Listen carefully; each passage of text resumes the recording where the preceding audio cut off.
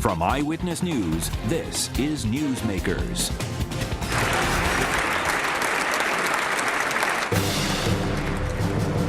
On Wednesday, Governor Lincoln Chafee unveiled his $8.5 billion tax and spend plan and gave pop star Taylor Swift the last word in his final State of the State address. When asked about her new part-time home state, she had this to say: "I've been in Rhode Island a lot.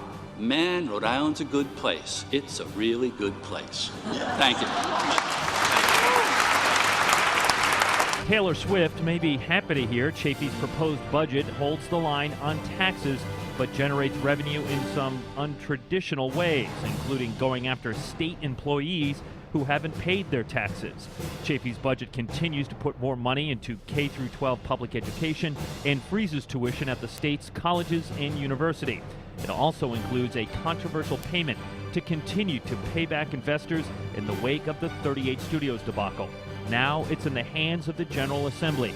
This week on Newsmakers, we go in depth on the budget plan with our guest, Rhode Island Governor Lincoln Chafee. Welcome to Newsmakers. I'm Tim White.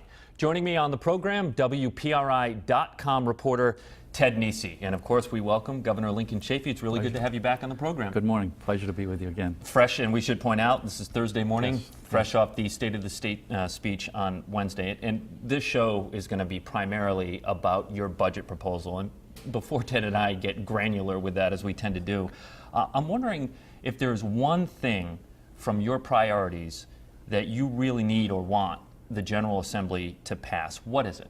Well, of course, I've been consistent in the key to our future is investing in our public education, and all my budgets have done that. And to the credit of the General Assembly, they have always passed what I proposed, pretty much, especially from the K-12. So we have another $38 million in there to continue to fully fund the formula, the funding formula, and then another $10 million for higher ed. So there's a second year of a tuition freeze at URI, Rec, and CCRI. So that's really the key. I do believe that. It's consistent. It's the fundamentals of building a good economy, and the money's there. We're not just talking the talk, we're walking the walk. And the General Assembly's been great. They've been providing the funds necessary that I proposed. Hope they'll do it again this year. I want to talk about taxes. As I pointed out in the open, no broad-based tax increase. In fact, you propose lowering Rhode Island's high corporate tax if the U.S. Congress passes the Marketplace Fairness Act, and that's a proposal, so our viewers understand, to tax online sales, and that revenue would go to the states. Look, you were in Washington for years. What indication do you have that the Republican-controlled House of Representatives, where the Speaker has already shown he's less than lukewarm about this idea, will pass this tax bill?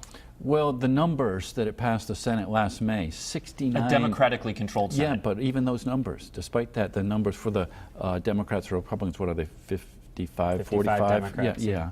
But the number was 69 to 27.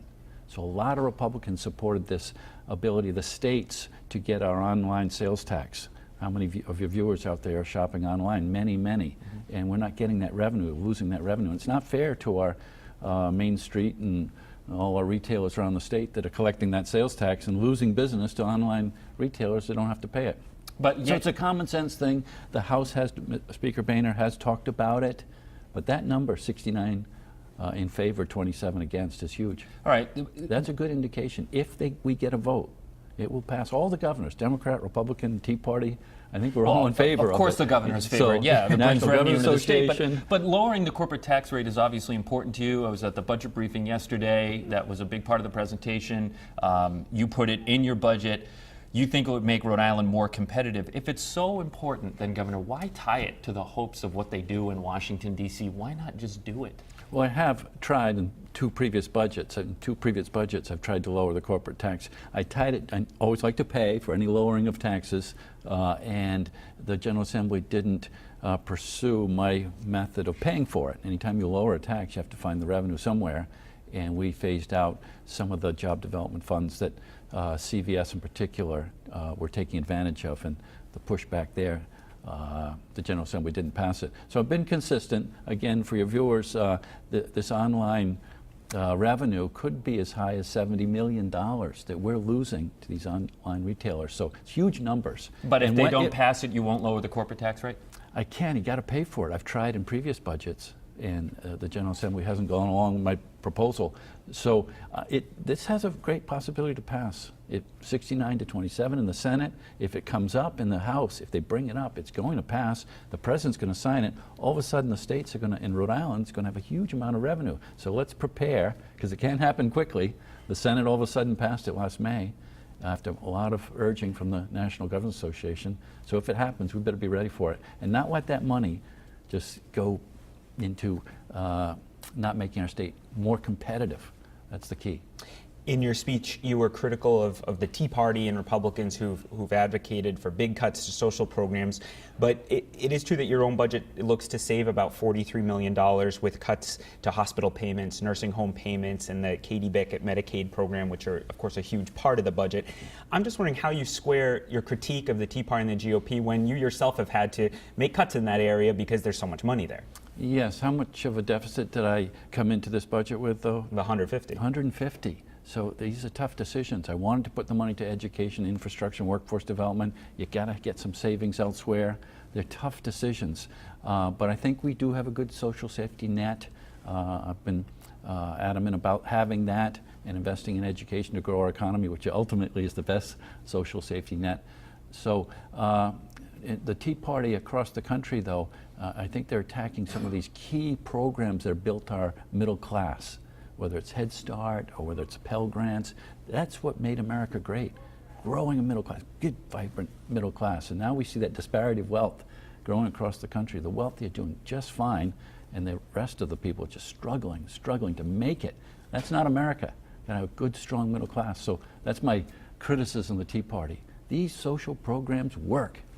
And let's invest in them. $43 million cut in your budget. Do you think we spend at Rhode Island too much on social service programs here? Oh, no, there's always more to do. As I mentioned in the speech, veterans, I would like to do more for a homeless population. Yeah, there's always more to be done. But the key real social programs, especially with education, Head Start, the wealthy are going to go to pre-K. They're going to go out there and get that advantage.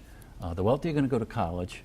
That's why these programs, GI Bill, Head Start, Pell Grants, got to keep those funding going to build the middle class. That's what made this country great, and I'm committed to those programs. That's my criticism of Tea Party. These programs work. You're also proposing $275 million in new state borrowing, which of course the voters would need to approve at the ballot in November, on URI, the environment, the arts, and mass transit. 4 separate questions. Some of the senior lawmakers last night seemed a little wary because that's a large number, and you yourself, as you just said, are very cautious about how budgets are done and finished up. So I'm just wondering what led you to support such a large amount of debt? The big item there, as you mentioned, is the URI Engineering School, $125 million. So that's the big one. And the previous biggest bond issue voters approved was just recently the Veterans Home. I think it was $93 million. That was the previous. Now we're up to $125. So I had some reservation about such a big number, and it's really the investment they wanted was even more than that for this engineering school and renovations to existing buildings to do with the engineering school. But the advocacy and other companies, Torrey and other companies were calling and saying, please put that on the ballot. And we'll come up with some private money to help also. So I'm now enthusiastically supportive. And also note that in 2004, there was $390-some million presented to the voters. What's our number? 275 here. So 10 years later, we're still way below what was proposed in 10 years ago.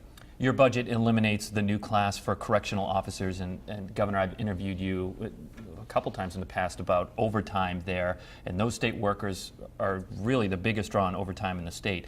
Doesn't eliminating that class perpetuate that problem? We've had a number of classes recently, and so in working with the director, we were able to make this decision, but we've had a number of classes recently. I've been to the graduations, and it's a balance between full-time employees to get the benefits and the retirement and versus overtime. You try and keep that balance. So you don't think overtime will go up by eliminating this class? The balance will be kept when you factor in the benefit costs.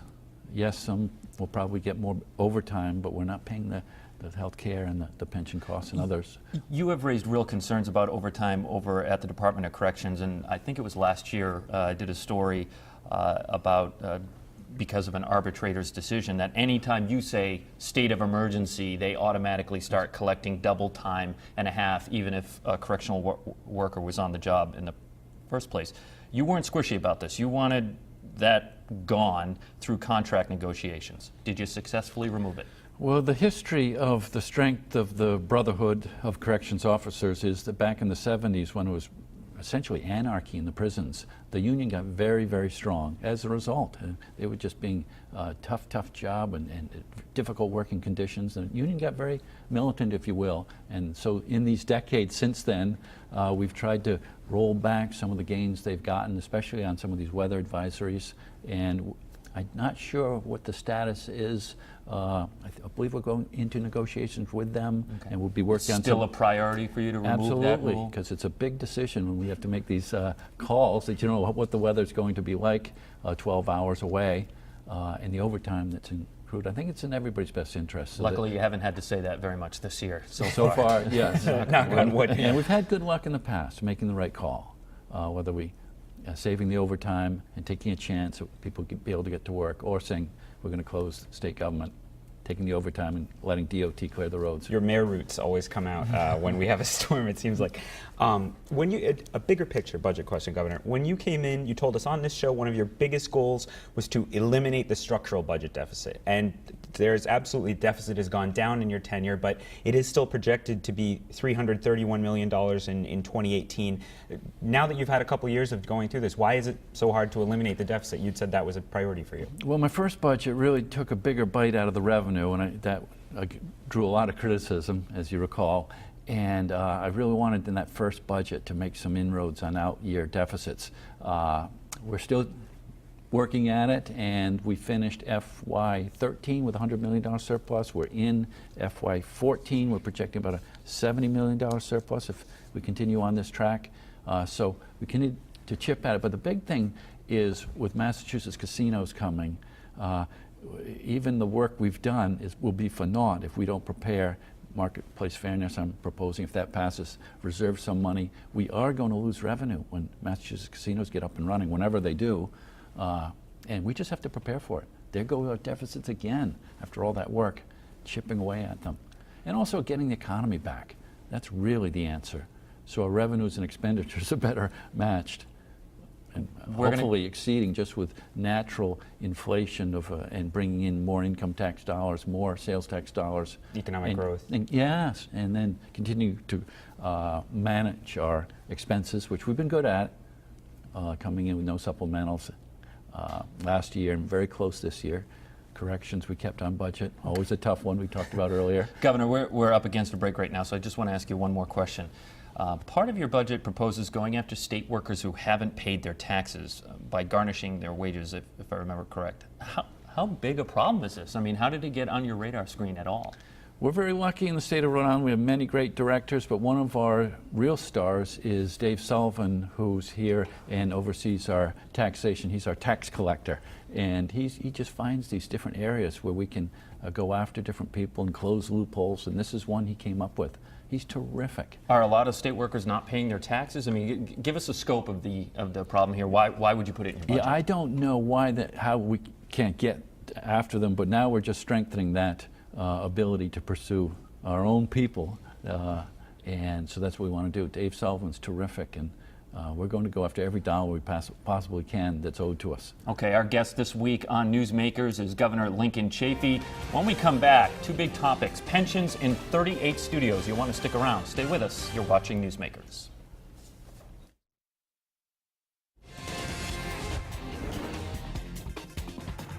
Welcome back to Newsmakers. I'm Tim White. To my right, WPRI.com reporter Ted Nesi, and our guest this week is Rhode Island Governor Lincoln Chafee. Governor, I want to talk about pensions. As everyone knows, negotiations between the unions and the states, or the state, is happening right now in the courts. You can't talk about the specifics of that, but it's obviously over the pension reform law. In an interview I heard you have with Ian Donis from Rhode Island Public Radio, he asked you about those negotiations, and you said, quote, I think that would be in everyone's best interest to have a settlement. I don't want to risk a court ruling against us. That is not exactly a roaring vote of confidence for the law that you signed. It sounds like you think it could be unconstitutional. Well, you never know. We're in court, and you never know. I will say that the judge has ruled against the state in numerous times so far, leading up to where we are today. I think we've lost a number of rulings, so if that's any indication, that doesn't bode well. But I think in any litigation, no matter what it is, there's always a risk. Even if it's infinitesimal, there's some risk. And this is of such consequences, not only to the state, but to all the municipalities. And we've already built in the savings of the pension reform into our budgets over the last couple of years. To go back retroactively, if we're ruled against by the courts, would just be devastating, absolutely devastating, not only to the state, but to municipalities. So why not settle? And we'll see how that comes out. Why not do that before you signed it? Do you regret signing the law? Well, things happened. I, as a candidate, of course, asked about pension reform almost at every of the 20 or 30 or 40 forums we were at. I always said I'd rather have a settlement that the unions are signing on to avoid litigation. Not only the chance of losing in litigation, but the costs of the lawyers. And so that's what I campaigned on as it came through that first year in office and the campaign reform. It passed the General Assembly. I signed it, and that's where we are today. Did you feel forced to sign it then? No, of course not. I had a decision. I could have vetoed it, and, but at that time I said, let's sign it. I thought there probably would be litigation. Let's see how that transpires and make some decisions if it does.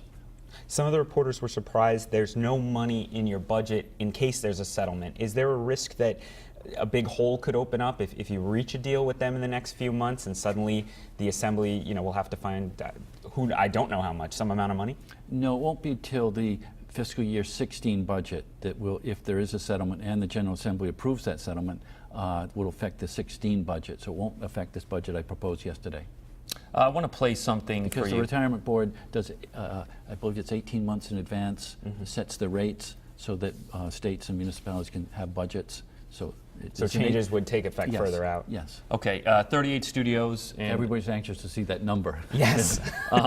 And speaking of number, $12.5 million in the budget, a little bit less because of an offset, but about that for a payment to investors in the 38 studios saga. We had House Democratic leader Nicholas Mattiello on Newsmakers last week. We talked to him about that payment, and I want to play for you, if I could, his response to that. Here's what he had to say. In order to convince me that we should make that kind of payment, I need solid evidence to do that. I haven't seen that evidence yet, but there is a drawback to not paying it. So I want to see an analysis, and I'm not an expert in that area. I'm going to wait to see an expert's analysis, and then, like I make all of my other decisions, make it as informed as I can. I'm just not there yet. Now, Governor, he is part of the leadership team up at the House, so his words come with weight. And he's on the fence and wants the research done. Why not study the issue? We tried. They gave us some money. What was it, $75,000? $50,000. Yes. No bidders on that. No bidders. So we tried. So up it? And even after there were no bidders, we went back out. Anybody interested in helping us give the expert testimony the leader wants to hear? And really, there's so many variations of opinions on this. But I always go back to what's the last state that defaulted on a moral obligation bond? Arkansas, back in the 30s. And what happened to the Arkansas economy? It probably never recovered. There's the evidence. You want expert experience. Let's go to the last state that defaulted on a moral obligation. So by saying that, you're saying, forget the research. We don't need it. I already know. Just trust me. I'd like to have it if Chafee. we could find it. No, I like to look at what is occurred in experience and look at Arkansas. There's the last state that defaulted on a moral obligation bond. We can pay the $50,000 and $75,000 to get experts, but there's what happened. Look at Arkansas's economy. It's taken decades and decades and decades to recover. We don't want that brick to be put on already uphill climb we have in this state. Let's talk about Healthsource RI. That's the Marketplace Affordable Care Act, Obamacare, whatever people want to call it, for Rhode Island. New York Times just reported the other day that we are #2 in the country for reaching an enrollment goal. I assume you're pleased with how it's going, though the wait times are still long. How are you feeling as governor right now from what you're hearing about how it's going down there? I always like when we're at the top of the list, and this is an example. I'm proud of the team of directors we have in state government across the board. And here's another example of just doing the right thing, making good decisions. And here we are, one of the best in the country at getting enrollees. We'd like to see more young people, as I know everybody does across the country, to spread the risk and the costs. So we're still working on it. We've got a great team: Christy Ferguson, Lieutenant Governor Roberts, Kathy Hittner, Steve Cosentino. Great team working on it. And it's paying off. We're one of the leaders in the country at getting enrollees. One of the big questions, how to pay for it, Healthsource RI going forward. Your budget includes no state funding for Healthsource RI, but the federal money is supposed to expire at the end of this calendar year on December 31st, and that budget goes till June 30th. Have you gotten permission from the federal government to continue using that money? I did not put in this budget any funds for that last 6 months because of the confidence that we'll be able to, even if we don't get the permission to use what we that might be forthcoming, but also to use what we have, we can make it through this fiscal year whose budget I just put in yesterday. So we have some confidence we'll get through that year, and then after that, I think the candidates for governor should be talking about how they'll pay for it. And that should be part of the dialogue that we're going to have in this next coming year. How are you going to continue once the federal money goes away to pay for this? Christine Ferguson has talked about a $17 to $20 million annual budget. That's a lot of money. You were just talking about how tight it is for a new bureaucracy. Do you think that's a reasonable amount to put into this? That's the key question also. What is the number that we're going to have to come up with? I think it's high also. And as we get more success at it, I think it'll go down. But in the initial, it could be as high as, I hope the low end of that, 17 million. I'd like to have it lower. But somehow we have to come up with some revenue for somewhere in that vicinity, that kind of. But it sounds like this is going to be something for the next governor. Your administration's not going to put forward a premium tax or something to fund it. Although all the suggestions are out there, premium tax, claims tax, general revenue, Ted Almond had an op-ed and different ideas are out there. So those are the suggestions on the table. I'm sure it'll be one of those or some compilation of those ideas. I don't think it'd be anything other than what we've already started to talk about. But the candidates for governor should be weighing in and saying, this is what I'll do if I'm elected. That's the process. That's the way it should work. Governor And the people can vote accordingly. Clay Pell is considering a run for governor as a Democrat. Do you think the 32-year-old is ready to be governor of the state of Rhode Island? This is America, and if someone can get the signatures and get on the ballot, more power to them. Come on. Do you think he has the experience to be governor? You've sat there. You know what it takes. He's a talented man and with a great resume in the Coast Guard and speaks a number of languages and well-educated and good experiences, and welcome him to the race if he chooses to make that decision. It looks like we're going to have Clay Pell, Gina Raimondo, Angel Taveras in that Democratic primary. You are now a Democrat, almost a year, a couple more months before you're at a year of being a Democrat. Do you think you'll endorse one of them in the race? We'll see, Ted. But I will be supporting a Democrat, and all Democrats in the races to come. And when I first ran in 2010, Frank Caprio was in the race, Patrick Lynch was in the race, I think David Cicilline was in the race, Elizabeth Roberts was in the race, so things change. In the end, it was just Frank Caprio. There were a number of candidates, and then Ted, Joe, and some others, but Ken Block. But those were all Democrats, right. The ones I mentioned. We have just a couple of minutes left. I ended up with just one. I wanted a primary at the time. Right, it would help them out, have them beat each other up. And we might get back to a budget question here, but I totally want to shift gears here. We have a big game this weekend, and you went to high school with Coach Bill Belichick. Do you still see him at all? Yes, and we stay in touch, and he goes to Nantucket in the summer when he has some time off, the limited time off that he has, and Stephanie and I like to, right after the budget goes in the July 4th parades and everything, we take a quick sailing trip over there. So we saw him this past summer. In fact, came out on the boat with us, and so we stay in touch. When he was on the boat with you, did he actually smile? He took the helm, and it was very, very windy. A lot of water coming over the boat. So he comes from Annapolis, so he was a good sailor. That was his way around his sailing. And we didn't talk much football. Hernandez was in the news, and I said, I'm going to leave the guy. You must have avoided that completely. Yeah, absolutely. Awkward. Talk about anything else. And did you go to him for advice on your budget at all? I've probably talked about just personal friendships, and he's just been on another trip, and so different things, but tried to stay away from the questions that always get peppered with. Yeah.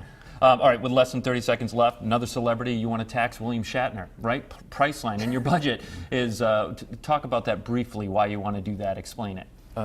William Shatner? The Priceline.com, B&Bs and their hotel tax. restaurants. Oh, yes. Well, they have an unfair advantage without paying that sales tax. It's Orbit and all these companies. Expedia. Yeah. It's an unfair advantage. Once again, Dave Sullivan, we asked him, what loopholes can we close? And he was terrific. And there's another one. Close these unfair loopholes. So the idea would be if somebody were to purchase a hotel room through Priceline.com, normally that is tax-free. Yes. Now, Yes. the state of Rhode Island would generate revenue. I'm putting you on the spot, and you don't have your paperwork in front of you, but do you know how much money that would be? You are putting me on the spot. We like to do that here. So. 800,000? I forget. Okay. We won't hold it to you. Governor Lincoln Chafee, thank you very much for joining us on the program. We hope you come back in your last year as governor. Big win for the Pats this weekend. LeGarrette Blount going to get the job done. All right, Blunt force trauma. We hope you're right. The If you missed any Winnebago. of it, it's on WPRI.com. For Ted Nesi, I'm Tim White. We'll see you next week on Newsmakers.